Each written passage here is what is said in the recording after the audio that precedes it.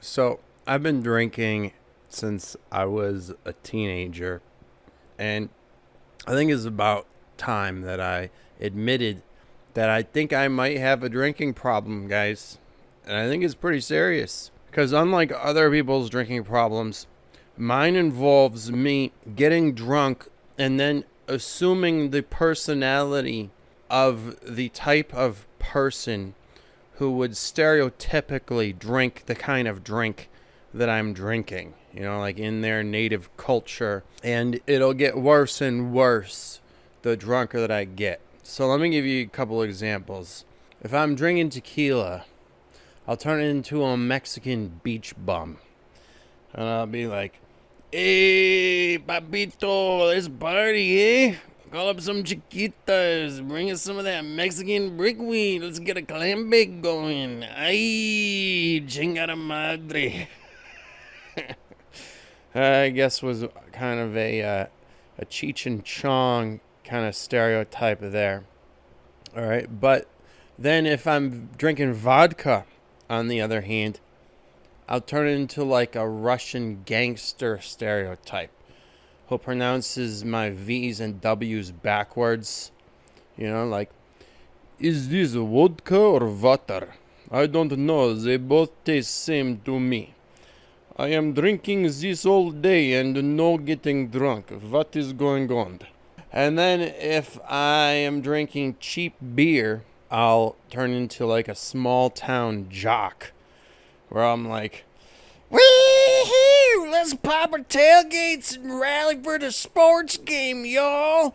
There's going to be a whole lot of sporting up in here. Woo!"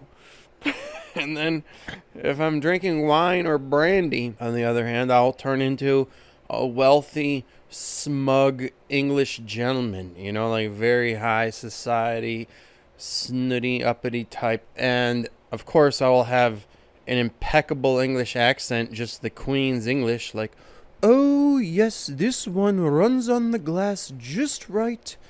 And I'm getting notes of baking spice and a lingering aftertaste of elite narcissism." Then if I'm drinking cocktails, on the rare chance that would ever happen, I will turn into a total diva. And I'll be like, "I can't drink this. I told them no whale liquor.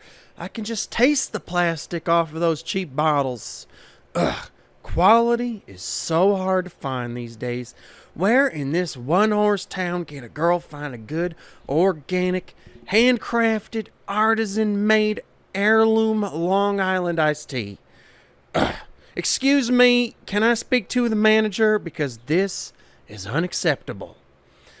And if I'm drinking expensive beer, on the other hand, like that really dark stuff, then I will turn into a snobby European hipster. And I'll be like, a good IPA is the perfect drink to have instead of lunch. It tastes like the distilled essence of 1,000 pine trees and pairs great with our generational depression and collapsing infrastructure. The perfect brew for an intellectual to numb his senses to reality and pretend that our culture is still thriving. Whereas if I'm drinking whiskey, I'll turn into a good old-fashioned American cowboy, where I'm going to be like, "Here in America, we like our drinks to be rusty and to taste like old rotten tree bark. Because here in America, a drink means something.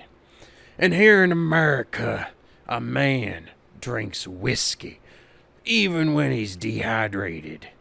And here in America, a man ain't a man until he's good and drunk. And here in America, if you don't have respect for our country, to at least pretend that you like our whiskey, then you can get the fuck out, you evil fucking Nazi." Alright, that's all I got for you in the way of impressions, guys. I hope that I didn't disappoint. And if you're sitting there thinking to yourself, This is offensive. These are all offensive stereotypes. Well, then guess what? You're right.